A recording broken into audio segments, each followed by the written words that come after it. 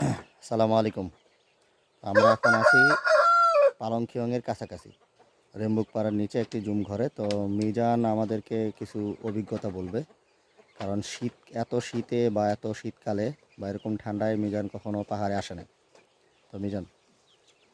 ভাই, ঠান্ডার কথা যদি বলতে হয় তাহলে এরকম ঠান্ডা আমি আগে কখনোই পাই নাই। মানে এত চিকন একটা ঠান্ডা, মনে হয় যে শরীরের কিছু কিছু অংশ কেটে যাইতেছে, যেখানে লাগে বাতাসটা সেই অংশটা মনে হয় কেটে যাইতেছে। আর ওভারঅল অভিজ্ঞতা আগের মতোই। আগের থেকে বলবো যে একটু হাঁটার মনে হয় পরিমাণটা কম লাগতেছে, আর কষ্টটাও কম হইতেছে। হাঁটতে কম হইতেছে না, বাট কষ্টটা কম হইতেছে।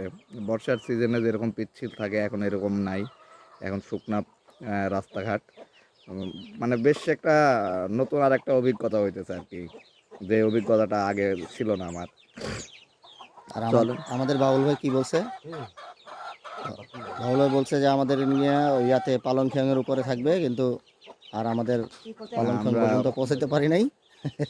এইখানেই এই জুম ঘরে আমরা রাত কাটাইছি প্রচণ্ড ঠান্ডার মধ্যে। এখন নাস্তা করে আমরা সামনের দিকে রওনা দিব। আপনারা সঙ্গে থাকুন, আমরাও আগাইতে থাকি। ইনশাল্লাহ আমাদের জন্য দোয়া করবেন। আসসালামু আলাইকুম।